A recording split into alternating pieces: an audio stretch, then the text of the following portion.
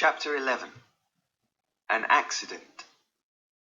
3 days later, Dorian was sitting with some friends in his living room. They were drinking, talking, and enjoying themselves. Suddenly, Dorian saw a face at the window. Somebody was looking into the room and watching him. Dorian recognized the face. "It's James Vane," he thought. "He's following me. Where did he get my name and address? Now I'll have to be careful all the time." The face disappeared. Dorian was very nervous and didn't leave his house for a week. His friends were very surprised. He didn't go to parties and didn't want to see anybody except Lord Henry. After a week, Lord Henry became worried. "Dorian, you can't continue like this," he said. "You look tired and ill. You need some fresh air. Let's organize a shooting party at your country house. You'll enjoy yourself and you'll forget all your problems." Dorian smiled for the first time in a week. "I'll be safe in the country," he thought.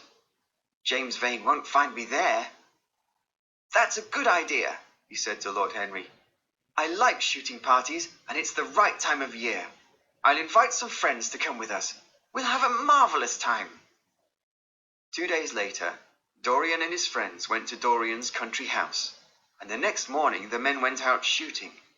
It was a beautiful day, and they were enjoying their sport.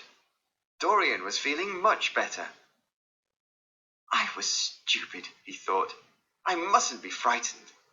Maybe the face outside the window was just my imagination. James Vane couldn't find my house. He doesn't even know my real name." The men had lunch together and continued their sport. Suddenly there was a terrible accident. A rabbit ran between the trees, and Dorian's friends tried to shoot it. A second later there was a horrible cry, like a human cry. Everyone stopped shooting. "What was that?" Lord Henry asked. Some of the men ran to the place and found a dead man on the ground. Dorian was a short distance behind them and couldn't see clearly. "Who is it?" he asked, worried. "Is it one of my friends?" "No, and it isn't a servant," answered one of the men. "I don't know him. Maybe he lived in one of the villages near here."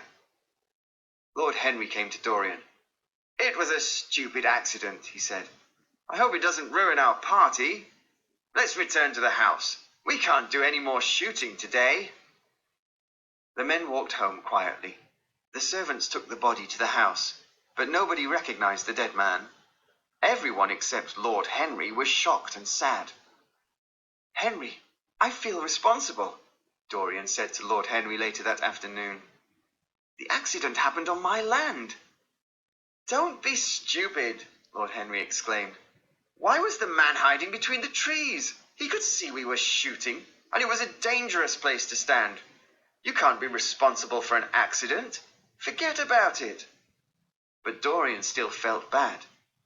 He called one of his servants.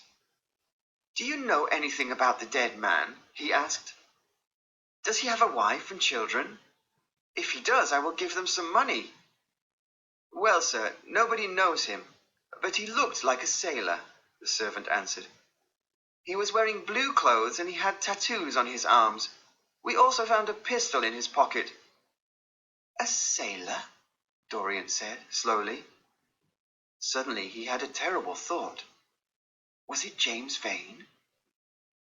Dorian went to the stables with his servant. The dead man was on the floor in a corner with a cloth over his face. The servant removed the cloth, and Dorian saw the man's face. He was right. It was James Vane. "I'm safe," he thought happily. "My enemy is dead and can't hurt me now. I won't be frightened any more. I can have a normal life again."